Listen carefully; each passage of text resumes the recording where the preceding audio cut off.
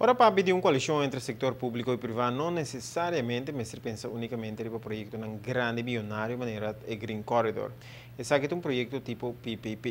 Il settore pubblico por busca società con il settore particolare per progetti non più chiquito, però che sia un acercamento sostenibile. Pensa che il futuro di Bubali Plus lo por cambia. E in su dolore però anche alcune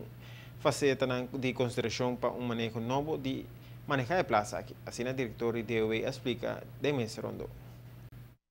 Área Bird Sanctuary, um lugar onde tem um parque, e como ele cresce, estava um wetland, essa linha na área de anos 70, o governo tem que trabalhar e renovar sua instalação em Bali,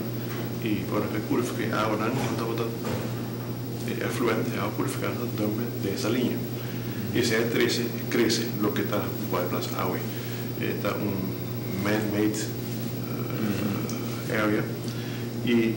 com tudo o dolor tem de levar a origem, então se você corre para luna atrás, a água chovendo, nós orçamos desde abrir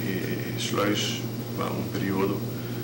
se protocolo de 24 horas para a água baixa, para não ser vicindário, para ir caminho é zona residencial e nosso caminho que é acessível. Ora, algo piscar muri e essa é a gente crítica válido de nossa comunidade para nós ministério para que conta e melhor maneira para manejar o bypass. Nós achamos como deve nossa purificar água cada tanto bem bem para ter estável, pero tem outro elemento na Chile, tem parque, tem piscar, tem toda sorte de flora e fauna dele que o tem preservado. Ele é algo tem potencial para uma atração turística e nós estamos fazendo bom uso de ele. E como tal, nós acercar LV, nós acercar DNM, Direção Natural Milieu, para formar um time conjuntamente para nossa especificação como se maneja a água, que altura a água se tem na área e vegetação. A vegetação é rica quando nós temos algo muito bom, mas só filtra a água, mas agora que está demasiado, está pode demasiado oxígeno da água, que em vez de contribuir, está de elemento destruir isso mesmo, que vem nós temos que ciclo conjuntamente com partners aqui, quanto é o melhor momento para cortar erva, que está com ele